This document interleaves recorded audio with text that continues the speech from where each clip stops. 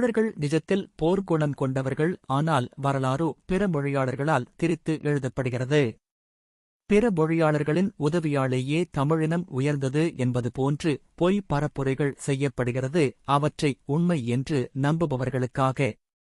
ஒரு இனம் தனது உரிமைகளுக்காகவும் விடுதலைக்காகவும் மற்றவர்களின் உதவியை மட்டும் எதிர்பார்த்து நிற்காமல் தானே களமிறங்கி போராடுவதுதான் அந்த இனத்தின் சுயமரியாதையையும் வீரத்தையும் உலகிற்கு பறைசாற்றும்.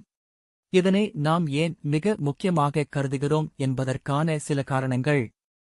இரவலாக பெரும் விடுதலை நிலைக்காது. ஆனால் ஒரு இனம் தனது வியர்வையையும் இரத்தத்தையும் சிந்திப் பெறும் விடுதலை அந்த இனத்தின் வரலாற்றில் அழியாத காவியமாக மாறும்.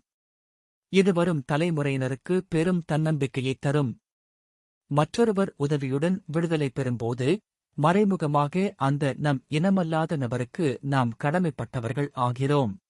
அதுவே நம்மை வெளியாருக்கு அடிமையாக்கும். இதுவே ஒரு இனத்தை அடிமைப்படுத்தும் நவீன போர் யுக்தியாக திராவிடர் என்ற பிற மொழியாளர்களால் பின்பற்றப்படுகிறது.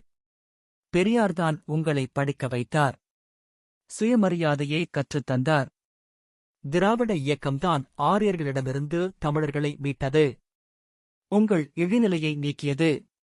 உரிமைகளை மீட்டது என்பது போன்ற பிரச்சாரங்களின் உட்பொருள். தமிழர்களே, நீங்கள் எங்களது அடிமைகள். எங்களுக்கு கீழ்ப்படிந்து இருக்க வேண்டியவர்கள். நாங்கள்தான் உங்கள் எஜமானர்கள் என்பதுதான். ஆனால் நாம் தன்னெழுச்சியாக போராடும் போதுதான் எந்தவிதமான வெளியார் அழுத்தமும் இன்றி ஒரு இனம் தனது எதிர்காலத்தை தானே தீர்மானிக்கும் அதிகாரத்தைப் பெறும்.